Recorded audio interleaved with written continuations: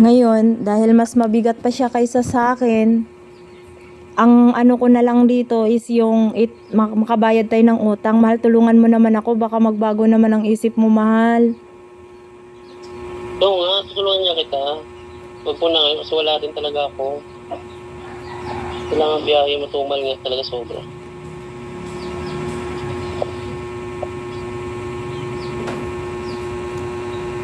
Yung manok, ipapakuha mo?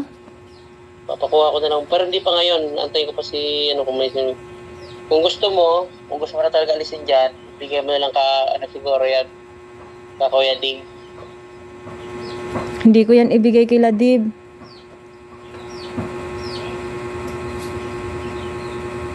Diyan lang muna yan.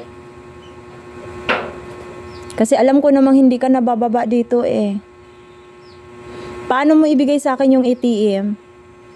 Pag binigay na ng office, kasi Lunes orientation ko eh. Para sa Lunes, ibigay din yun.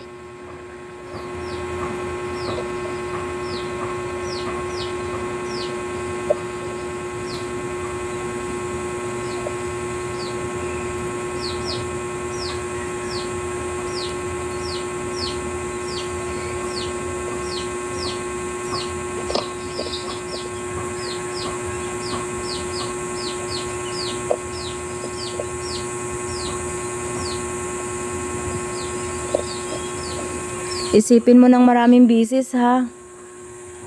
Bago ka mag-walk out sa akin.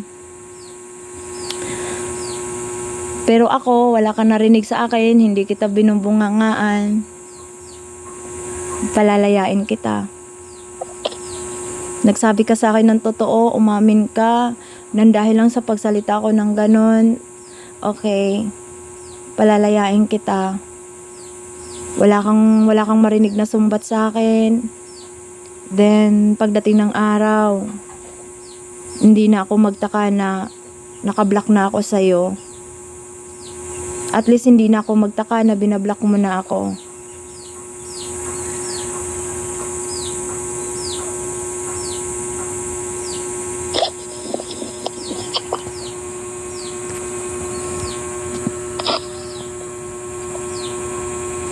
Itong bahay na to, hindi ko alam kung paano ko siya iwas-iwas. Tutulungan kita dyan. Tutulungan mo ko? Paano?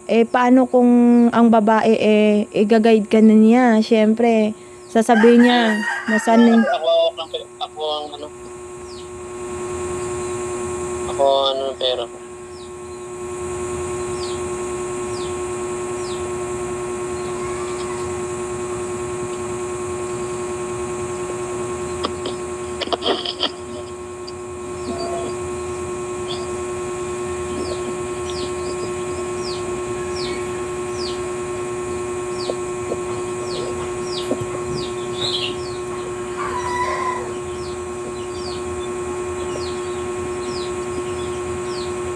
Okay lang sa akin, mahal, nagkamali ka. Okay lang sa akin, mahal, iwan mo ko. Ganun talaga ang buhay eh. Walang forever.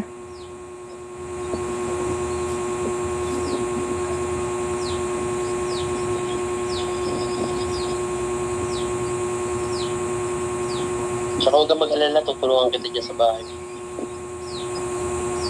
Paano? Hindi man ako tutulong dyan. Talagang sasabihin ko sa kung di na ako tutulong ko talagang magkakaroon na talaga ako as nasabi kong pamilya. Magkakaroon ng sarili kong pamilya na kami, ganon. Pero ang ganito wala pa sigurado. Siyempre tutulong pa rin ako sa iyo. Para matapos-tapos yung bahay mo.